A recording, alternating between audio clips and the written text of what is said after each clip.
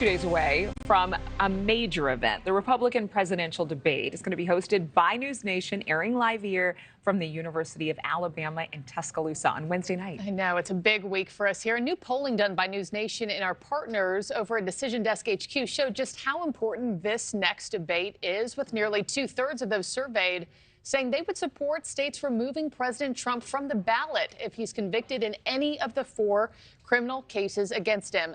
Let's bring in our NewsNation newsmakers of the day. We have Colby Hall, Denise Grace Gitsham, and Vince Coglianese. Vince, let me start with you on this one. The exact breakdown of this is 29% of Republicans support disqualifying Trump if he's convicted, compared to 85% of Democrats. You know, Mick Mulvaney made a really good point on our show earlier this morning. He said, what's the point, talking about calendar year, what's the point of it if all these trials start after he's likely clinched the primary nomination? That is a good point. Well, the point to me seems pretty explicitly to meddle in the election. I think that the reality that these 91 indictments all dropped in the last year really tells you the whole story. And this is, Donald Trump's top political opponent, Joe Biden's administration. 44 of those indictments come from his administration and his arrest and his booking photo and the ensuing trials. So this is a big deal. And I think it's worrying to see those numbers that in the mid-'80s, you have Democrats who are in favor of saying that Donald Trump shouldn't be in the race if he's convicted here.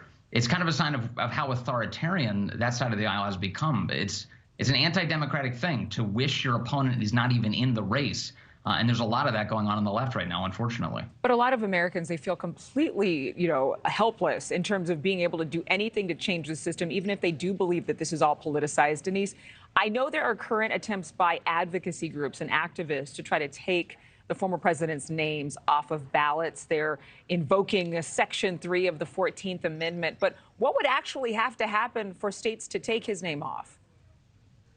Well, I'm not as much of a constitutional expert as I'd like to present myself as, but I think that regardless of what happens constitutionally, whatever arguments are made, they're going to go to the Supreme Court, and eventually they're going to be decided by a largely Trump-appointed court. And so that's going to work in his favor. The problem is the political damage that we're going to see in the process is what folks are really paying attention to. That's why you see that there's that 30% of the Republican electorate that's willing to abandon Trump if the facts that come to light start going against him. I think that regardless of what happens on the legal front, the political ramifications are far greater for Trump. Right now, 70% of his 50% of his base are willing to consider nobody but Trump. But that only amounts to 35% of the overall electorate, which means that this whole primary is still widely up for grabs. Yeah. Colby, I see you nodding your head. Your thoughts on this part of the polling that we conducted? Well, it's a great reason why we're having the debate, because, yes, Trump is way ahead in the polls, but there's 91 felonies that Trump is facing, some of which are specious. I agree, that seem absurd. Some of them are deadly serious. In fact, the classified document case, he's on tape talking about this. That's a felony by a law that he signed into action.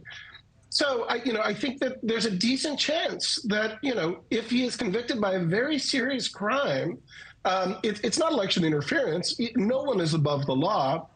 The person who's at number 2 suddenly shoots right up. And us political experts, we're obsessed with this. We're fluent in it.